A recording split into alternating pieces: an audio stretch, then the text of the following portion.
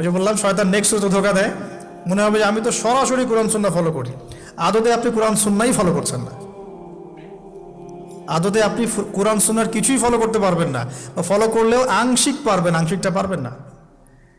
একটা মাসআলা মনে করেন, একটা একটু বলেন এই জায়গায়, একটা মাসআলা মনে করেন এসেছে যে আমরা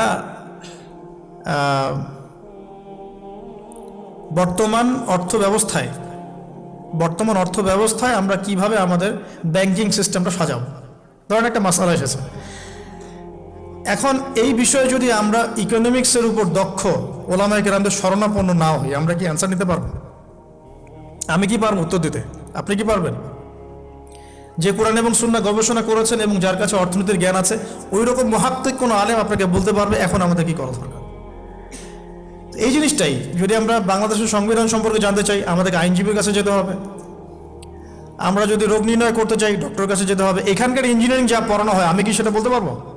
তাহলে আমাকে এখানকার স্যারের কাছে যেতে হবে, স্যার এখানকার বিষয়টা কি আমাকে একটু বুঝাই দেন।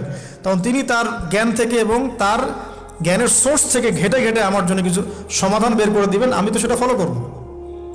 তো এই ফলো করা জিনিসটাকে যারা নেগেটিভলি উপস্থাপন করছেন, এটা ঠিক না, এটা একটা উদ্ধত আচরণ হচ্ছে, অহংকার হচ্ছে। এই ফিতনাগুলো থেকেও বেঁচে থাকতে হবে। এই জন্য আমি বললাম অন্তত একজন মুহাক্কিক আলেমকে ধরে বসে থাকবেন। এটা আমি কিন্তু পীর মুরিদি বোঝাচ্ছি না, ঠিক আছে?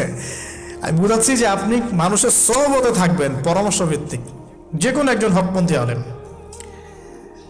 এখন এরপর কি?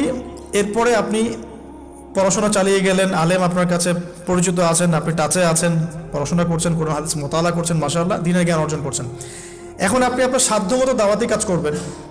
যতটুকু দাওয়া আপনার দেওয়ার যোগ্যতা আপনি অর্জন করেছেন বা পারছেন, অতটুকু ছোট ছোট করে 5 মিনিট 10 মিনিট, একটা হাদিস 2টা হাদিস, এভাবে মানুষের মধ্যে ইসলামটাকে প্রচার করতে থাকেন ইনশাআল্লাহ। তবে যে বিষয়গুলো নিয়ে সমাজে ইখতিলাফ দ্বন্দ্ব দেখা যায়, এগুলো নিয়ে আপনি কথা বলতে চান না। এগুলোর কোনো সমাধান নাই, মানে এগুলো কখনো শেষ হবে এমনটা মনে হচ্ছে না। ইলা ইয়াউমিল কিয়ামা, কিয়ামত পর্যন্ত এগুলো শেষ হবে এমনটা বোঝা যাচ্ছে না। এই জন্য আমরা এখানে আগুন আর উস্কে দেওয়ার দরকার নাই। আপনি আপনার কাছে যেটা ভালো লাগে ওই মানহাজ, ওই মাযহাবটা ফলো করতে থাকেন ইনশাআল্লাহ।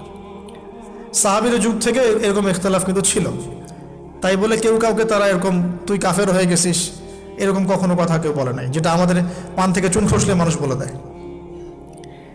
এরকম জায়গায় যায় না, এটা তাস্কিয়া নষ্ট হয়ে যাবে, আপনার মনের তাস্কিয়া নষ্ট হয়ে যাবে। এখন এরপরে আপনি বা আমি আমাদের কর্মক্ষেত্রটা সাজাবো। যেহেতু আমাদের এখন মাশাআল্লাহ পড়াশোনা হচ্ছে, আলেমদের সাথে আমরা সম্পর্ক রাখছি, শেষ করছি, একটু ধৈর্য ধরেন। কর্মক্ষেত্রটা আমরা সাজাবো। এখন আপনারা বের হয়ে যাবেন, জবে চলে যাবেন মাশাআল্লাহ। এখানে কি, এখানে এমন একটা বিষয় খুঁজে নেওয়ার চেষ্টা করেন যে আপনার যাতে দুনিয়ার আর্নিংসটাও চলে আসে এবং পরকালেরও কাজ হয়। এক্সাম্পল দিচ্ছি আমি একটা, ধরেন যে আমার 4-5টা মাদ্রাসা আছে, কথার কথা, আমি বিভিন্ন মাদ্রাসায় পড়াই। এখানে কি হচ্ছে, আমি ইলম শিক্ষা দিচ্ছি, আমার নিজের চর্চা থাকছে, আমি সেখান থেকে কিছু হালকা পাতলা কিছু বেতনও পাচ্ছি, আমার পরিবার চলে যাচ্ছে। তো পুরো লাইফের পুরো কাজগুলোই কিন্তু তখন দিন কেন্দ্রিক হয়ে গেল, তাহলে সে বেশি লাভবান হলো। এখন আপনাদেরকে এরকম সুযোগ বের করতে হবে যে আপনারা এমন এমন কিছু ক্ষেত্রে যাবেন যেখানে ওই কাজটাই ইবাদত বলে কাউন্ট হবে। টাফ কিন্তু ইম্পসিবল না। বা যদি এমন জব নাও পাওয়া যায়, আপনি হালাল কোনো বৈধ জবে থাকলেন, আপনার রিজিকের একটা অংশ থেকে আল্লাহর পথে সদকা করলেন। আল্লাহ পাক এর বেশি কিছু আপনার কাছে চাচ্ছেন না। যাকাত ফরজ হয়ে গেলে যাকাত দিলেন, নফল দান সদকা করলেন, এতটুকু আপনার পরিবারের পেছনে খরচ করলেন, আল্লাহর হক আদায় করলেন, জনগণের আমরা যেটা বলি মানুষের হক সেটা আদায় করলেন। এরপরে আপনার আসবে বিয়ে শাদীর ব্যাপার স্যাপার। বিয়ে শাদীর ব্যাপার স্যাপার আগে আনলাম না কেন? কারণ ওই আত্মনির্ভরশীল না হলে তো মেয়েরা আপনার কাছে আসবে না। ওটা প্রেম করতে পারে, কিন্তু বিয়ের সময় তারা খুব সচেতন। বিয়ের সময় তারা অনেক বেশি কনসিয়াস যে না, সে কি করে এটা দেখতে হবে। এবং মেয়ের বাবা মার প্রথম প্রশ্নই হবে আপনি করেন কি।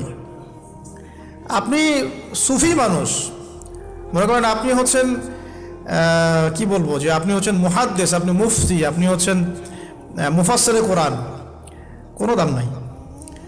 মেয়ের মায়ের কাছে এটার কোনো দাম নাই, মেয়ের বাবার কাছে এগুলো কোনো সাবজেক্ট না। ইল্লা মাশাআল্লাহ, এর বাইরেও কিছু মানুষ আছেন, কমন একটা ট্রেন্ড বললাম, প্রথম কোশ্চেন তারা করবেন যে আপনার স্যালারি কত এবং আপনার জব আছে কিনা, আপনার বাড়ি আছে কিনা, ইত্যাদি ইত্যাদি। এই জন্যই বললাম যে আগে আর্নিং সোর্সটা নিশ্চিত করে তারপরে এদিকে যান, তাহলে সম্মানটা বজায় থাকবে।